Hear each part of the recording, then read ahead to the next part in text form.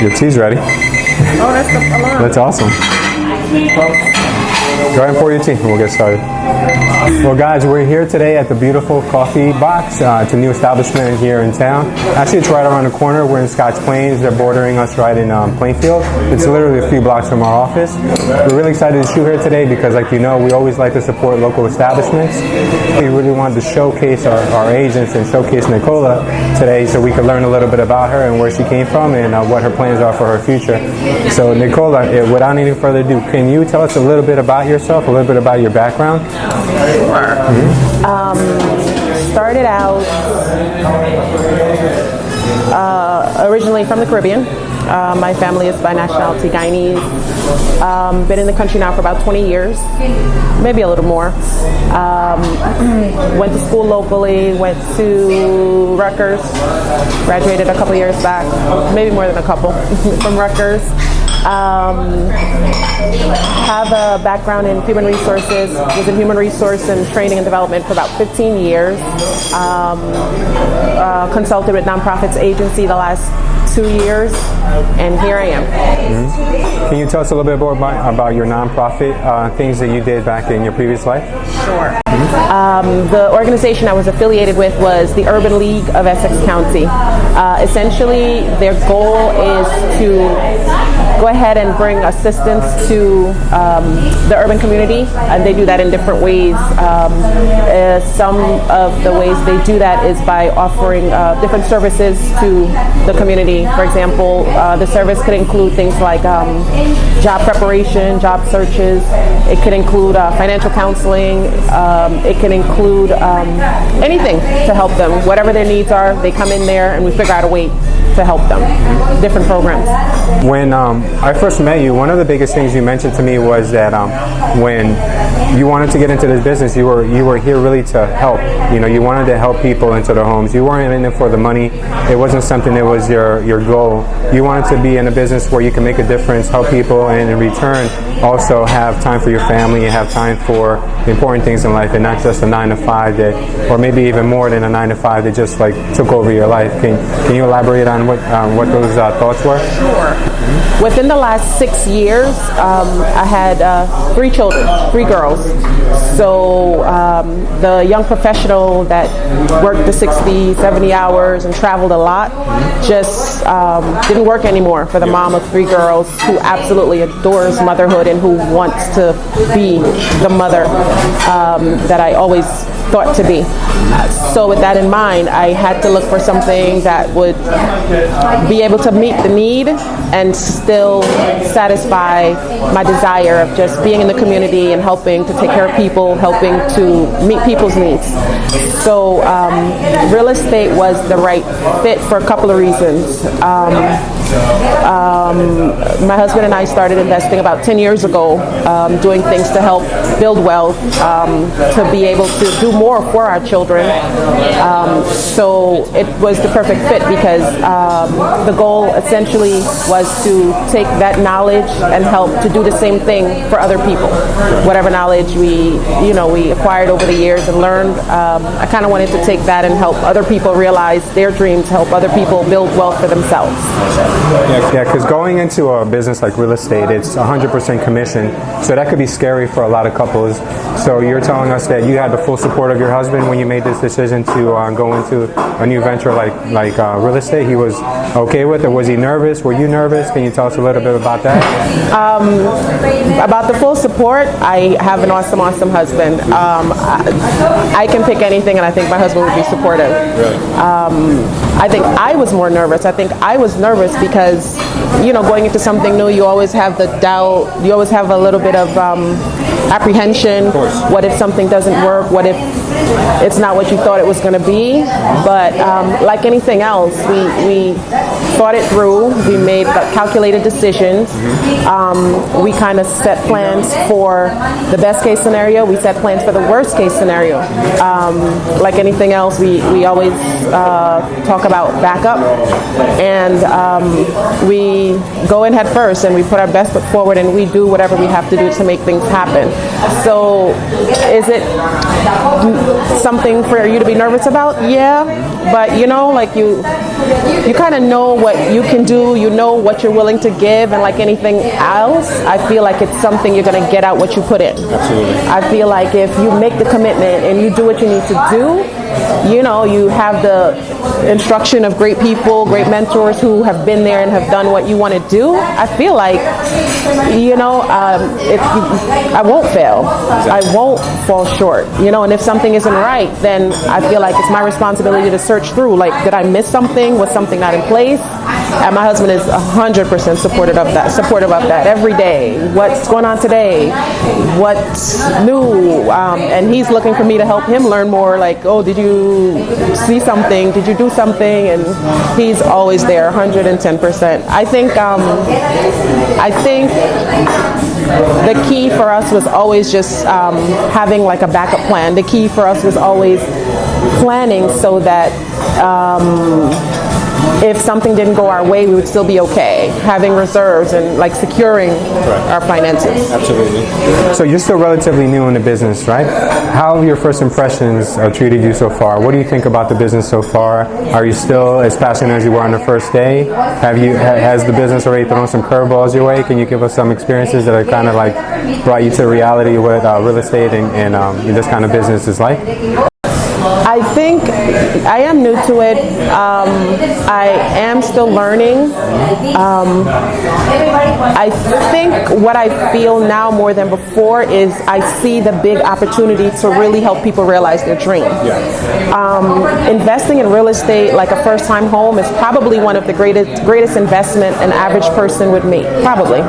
So with that being said, it's been really humbling for someone to think, hey, I can trust you with helping me through that process, Nichola, because I think it's a really, really big deal for someone to say, I'm going to take probably a great amount of my life savings and put this towards this, and say, Nichola, I would really like your help with that process. I'm beyond humbled to think that someone would say to me, can you help me? And with that being a great honor, like I want to do any and everything to help them, because I want them to feel the joy I felt when I went into my first home, the feeling of accomplishment, the feeling of I did it, the feeling of if I can do this, what more can I do? It's a really, really, really great, the word I think is joy to kind of have that, you know, and for me to help when this process is all through. I feel like joy is accomplished. I feel like someone can like walk into a home now and say, wow, look at what I accomplished, look at what my hard work has led to, look at where I was 5 years ago, but wow, I'm a homeowner now, I'm an investor now, I'm a property owner now. And something good about that is it's not only a lesson for people, I feel like it's a great lesson for their children, because as we all know, like ownership of property is like one of the greatest ways to build wealth, you know, and everyone wants to do for themselves, but people also want to do for their families. What better way to help your family build wealth than to acquire real estate? Absolutely. Yeah, they're putting their future basically in your hands. So it's a big responsibility, and it could be overwhelming for some people. So there are a lot of agents out there who do treat it as a business where you just want to hurry up and make a decision, buy a house already so I can move on to the next client. But from what I'm hearing from you, you just take it very seriously, very personally. You want to treat them almost as the way you'd want to be treated if you were making your first decision. And it is nerve-wracking for first-time home buyers or for someone that's buying a house, you know, for their long-term investment, because they don't get many of these opportunities. So real estate agents sometimes become numb to the fact that this is not an everyday occurrence for most people, and you have to have the patience. And if you want a client to make a decision, and a relatively quick one, you have to be a good educator and you have to be a good teacher so they can feel comfortable making their decision, because they might see the right house and you think it's perfect for them and you know it's the right house for them, but they just don't pull the trigger for one reason or another. And the reason why is because they're not educated yet and they don't know yet. They don't know that this is a good home, and because they don't know what to compare it to, because you've seen a million homes but they've only seen 5. So it is very nice to hear that there are agents like you out there who are coming into this business to make a change and make someone's a dream a reality. Because for most people, it will be the only real estate investment they ever make in their lives. So it is a very big decision for them to make. Now, what are your short-term goals for this year, and what are your long-term goals for your career? For this year, being that I am new in the business, I think I want to take the opportunity to just soak up as much information as I can.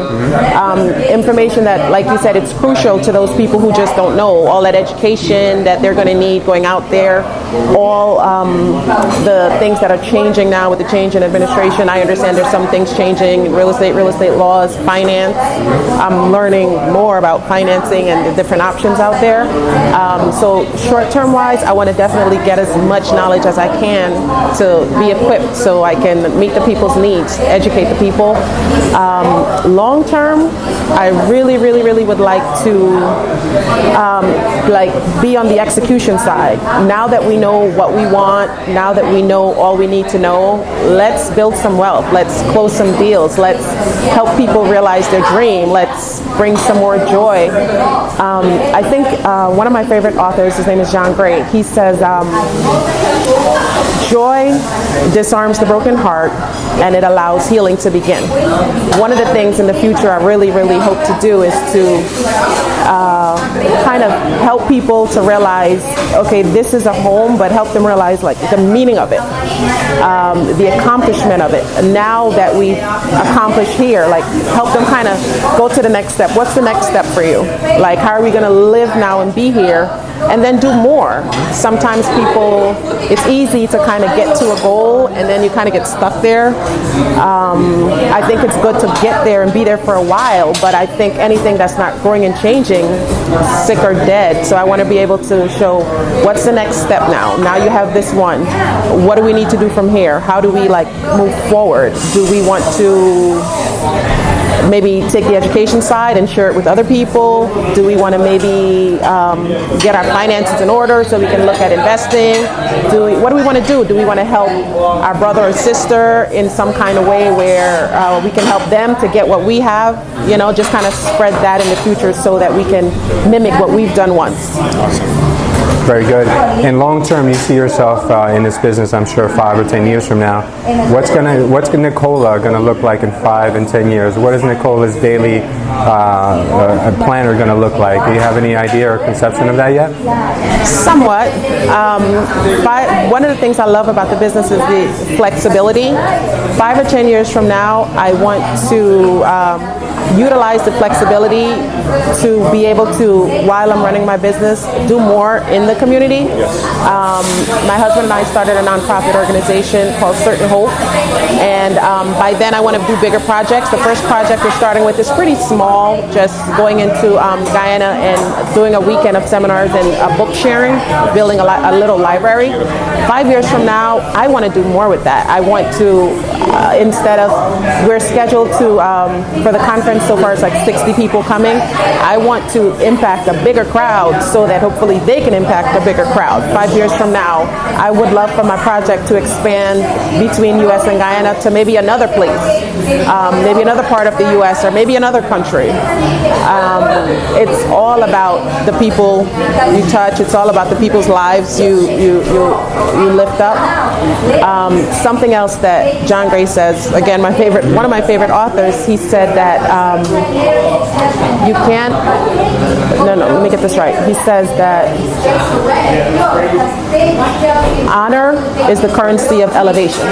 And what that means for me is I would love for people to appreciate their brothers, so to speak, so that once you appreciate something, then you take value in it, you take stock in it, and you want to help it, you want to change it. And if I do that for a group of people and they can do that for somebody else, then every goal and every dream that I've ever had is probably realized. You're passing off good energy, and that's really what it comes down to. Well, that's awesome. We're really blessed to have you in our office, Nichola. I'm really glad that you chose us amongst other really big established real estate companies. I know you'll go far in this business, and hopefully we can be a part of that. So if anyone out there would like to get in touch with Nichola, you can find find her on our website at culture.estate. You can find out more about her there, and you can reach out to her and hopefully have her help you with reaching your goals and your dreams. So thank you guys for watching, and tune in next time for our next interview. Thank you. Have a great day, guys.